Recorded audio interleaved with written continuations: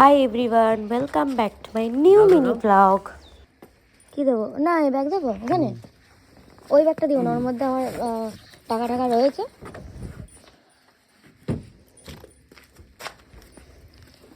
ওটা হ্যাঁ, ওটা ওপরে রাখো।